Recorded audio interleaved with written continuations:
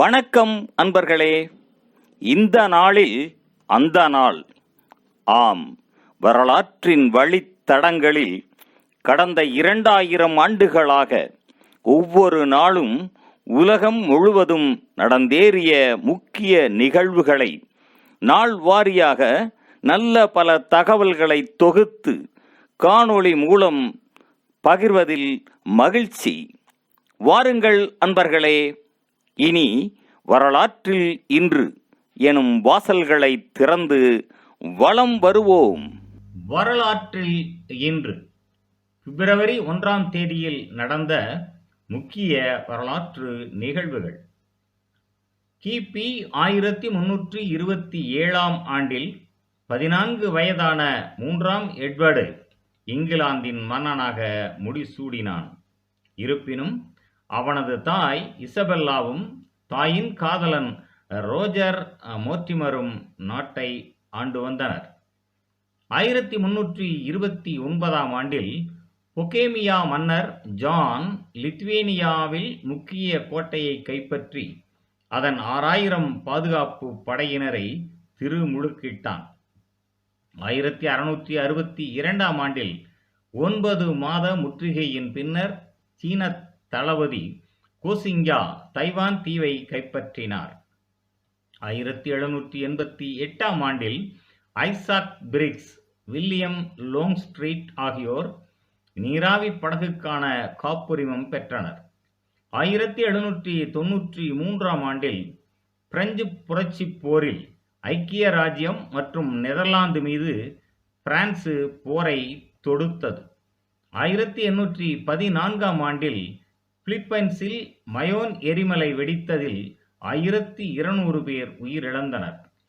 1832ஆம் ஆண்டில் ஆசியாவின் முதலாவது அஞ்சல் வண்டி சேவை மெயில் கோச் இலங்கையில் கண்டியில் ஆரம்பமாகியது.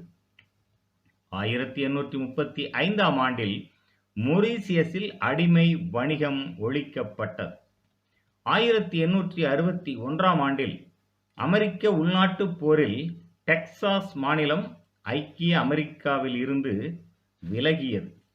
1864ஆம் ஆண்டில் டென்மார்க் புரூசியா போர் ஆரம்பமானது. 1884ஆம் ஆண்டில் ஆக்ஸ்போர்ட் ஆங்கில அகராதியின் முதற் பதிப்பு வெளியானது.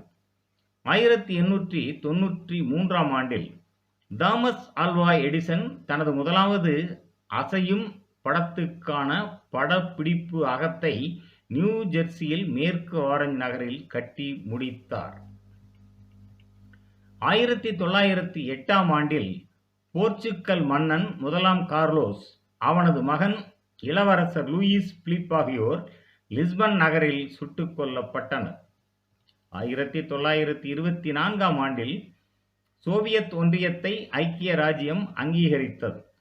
1942ஆம் ஆண்டில் அமெரிக்க அரசின் அதிகாரப்பூர்வ வெளிநாட்டு வானொலி வாய்ஸ் ஆஃப் அமெரிக்கா அச்சு நாடுகளின் கட்டுப்பாட்டு பகுதிகளில் தனது ஒளிபரப்பு சேவையை ஆரம்பித்தது.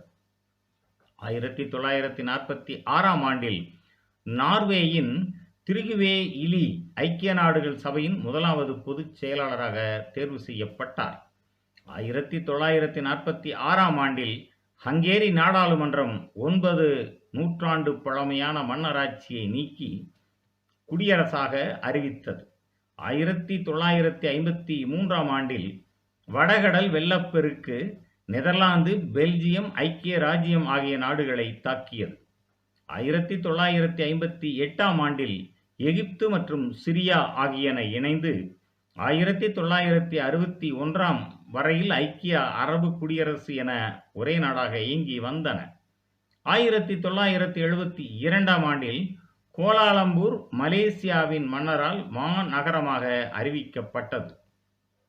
1974ஆம் ஆண்டில் பிரேசிலில் சாவோ பவுலோ நகரில் 25 மாடி கட்டிடம் ஒன்றில் தீப்பற்றியதில் 189 பேர் உயிரிழந்தனர், 293 பேர் காயமடைந்தனர்.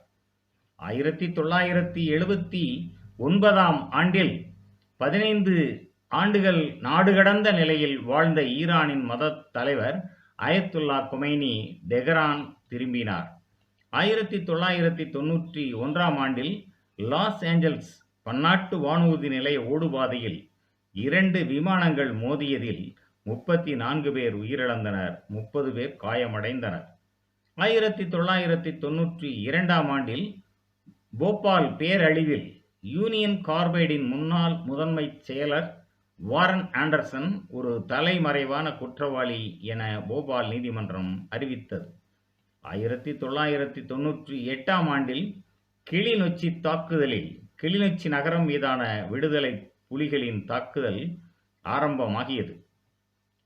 2002ஆம் ஆண்டு ஜனவரி 23இல் கடத்தப்பட்ட அமெரிக்க ஊடகவியலாளர் டேனியல் பெர்ல் கடத்தல்காரர்களால் கழுத்து துண்டிக்கப்பட்டு படுகொலை செய்யப்பட்டார். 2003ஆம் ஆண்டில் கொலம்பியா விண்ணோடம் பூமியின் வளிமண்டலத்தினுள் வெடித்து சிதறியதில் இந்திய விண்வெளி வீராங்கனை கல்பனா சாவ்லா உட்பட 7 பேர் உயிரிழந்தனர். 2004ஆம் ஆண்டில் சவுதி அரேபியாவில் ஹஜ் பயணத்தின் போது ஏற்பட்ட கூட்ட நெரிசலில் சிக்கி 251 பேர் உயிரிழந்தனர், 244 பேர் காயம் அடைந்தனர். 2005ஆம் ஆண்டில் நேபாள மன்னர் ஞானேந்திரா இராணுவ புரட்சி ஒன்றை நடத்தி நாடாளுமன்றத்தை கலைத்து நாட்டை தனது கட்டுப்பாட்டுக்குள் கொண்டு வந்தார். 2005ஆம் ஆண்டு கனடா சமப்பால் திருமணத்தை சட்டபூர்வமாக்கிய 4வது நாடானது. 2007ஆம் ஆண்டில் மட்டக்களப்பு வந்தாறு மூலையில் இடம்பெற்ற கிளைமோர் குண்டு தாக்குதலில் பேருந்து ஒன்று சிக்கியதில் 2 அதிரடி படையினர் 6 காவல்துறையினர் உட்பட 11 பேர் கொல்லப்பட்டனர். 2012ஆம் ஆண்டில் எகிப்தில் கால்பந்து அரங்கு ஒன்றில் 2 அணியின் ரசிகர்களிடையே இடம்பெற்ற மோதலில் 74 பேர் உயிரிழந்தனர். 2013ஆம் ஆண்டில் ஐரோப்பிய ஒன்றியத்தில் மிக உயரமான கட்டிடம் ஷாட் பொதுமக்களுக்காக திறக்கப்பட்டது. 2021ஆம் ஆண்டு மியான்மர் இராணுவ புரட்சியில் ஆங் சான் சூச்சி கைது செய்யப்பட்டு இராணுவம் ஆட்சியை கைப்பற்றியது. மேலும் பிப்ரவரி 1ஆம் நாளானது ஹங்கேரி நாட்டின் புரட்சி நாளாகவும் அமெரிக்க நாட்டின் தேசிய விடுதலை நாளாகவும் கொண்டாடப்படுவது சிறப்பானதாகும். நன்று நண்பர்களே. மற்ற நாட்களுக்கான வரலாற்று நிகழ்வுகளை பிறிதொரு காணொளியில் காண்போம். நன்றி, வணக்கம்.